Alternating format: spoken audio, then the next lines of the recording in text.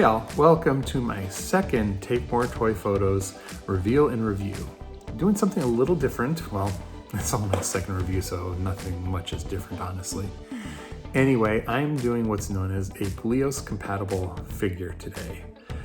If you're unfamiliar with what Glyos is, it is a building system that uses a standardized sized peg and hole, kind of like Lego in a sense.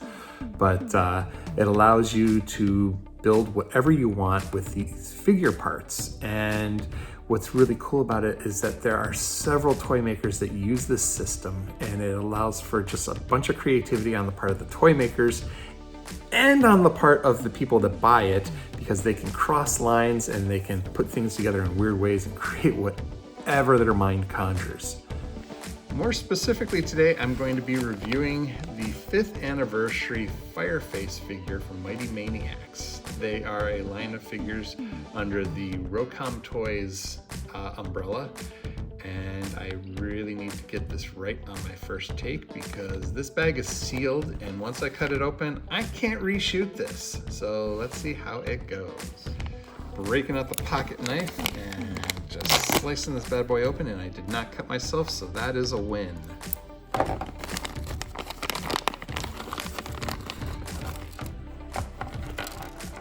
The figure itself comes with, the actual figure package comes with Fireface and his rather Ghost Rider looking head. Comes with a chainsaw arm attachment,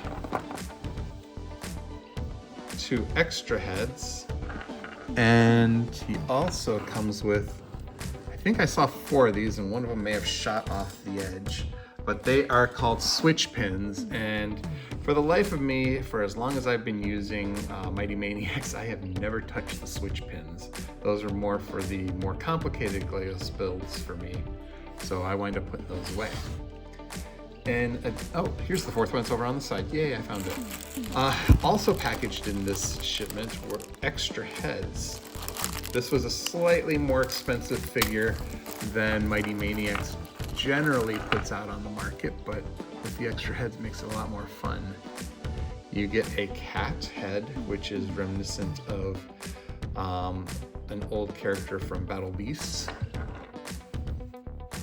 You get this kind of Black Panther, the superhero head, just in pink.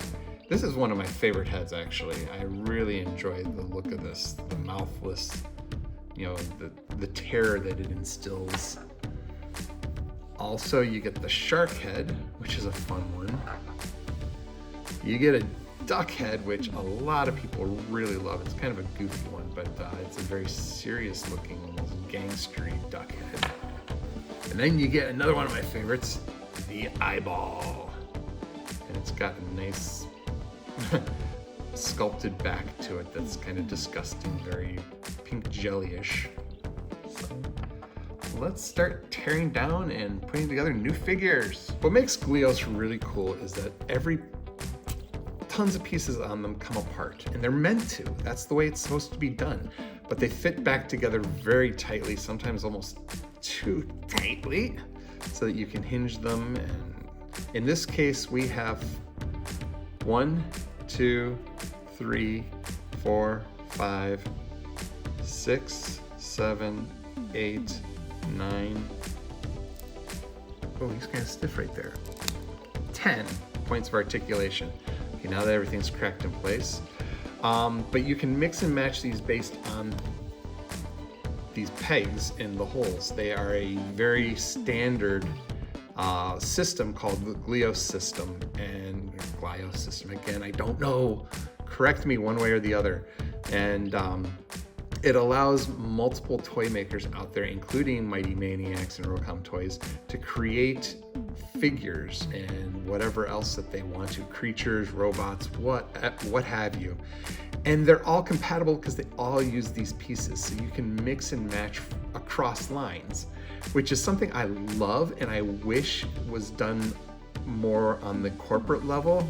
I would love to see Star Wars figures that were compatible with G.I. Joes and Marvel and DC and all this other stuff. But as it stands, Star Wars isn't even compatible, like the Black Series isn't even compatible with itself. They've got, 3 different head joints, and they've got a variety of, different ways that things are articulated, so things can't be crossed over easily. Sometimes people do. They've done some customs.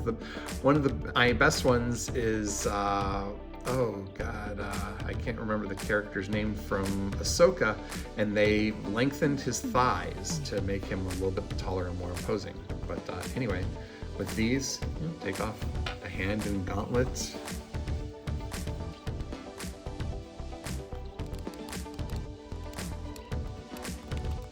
Give him a chainsaw. I always love the chainsaw attachment. This is actually my second one, and the first one that I've had that is in multiple colors. Pop the head off. Let's give him my buddy the eyeball. Because, who needs depth perception when you've got a chainsaw attached to your wrist? No one needs depth perception. But one of the newer heads that people are really going gaga about, I think I said it that way earlier, is the duck head. But there are really cool things that you can do with these. I mean, you don't have to do a traditional human bipedal build like this. I mean, you can go, I've seen, once you get multiple sets, you can go and have things built really weird, so it kind of looks like a creature coming at you, and you'd have to use a different style of head, something that's more forward facing instead of, joint at the bottom. None of these really work with that idea in mind, but you get what I'm going for here. You can then you can connect more things up here. If you have a tail piece, it can come out the back. I'm not going to show you any of the variants that aren't included with this particular figure. I'll leave that up to you. Maybe I'll do something a little later on. But there you have it. Let's see.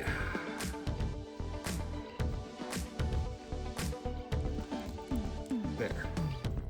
Head back on, chainsaw on. So what do you think of that figure? He's pretty darn cool, honestly. I really enjoy Mighty Maniacs. They're probably my favorite Glyos toy line. And I just have a lot of fun with them. I've got a bunch of them right now, and I've had several more in the past, but I've traded some for other things and just gone back and forth with a bunch of my friends who are collectors. If you've never heard of Glyos, it's a lot of fun, and you should really give it a shot, but I'm gonna warn you about one thing. Glyos is a very slippery slope. Once you pop, you can't stop. Literally, because you're popping these pieces apart and you're popping them back together, it's hard to stop, and you can wind up spending a lot of money very quickly.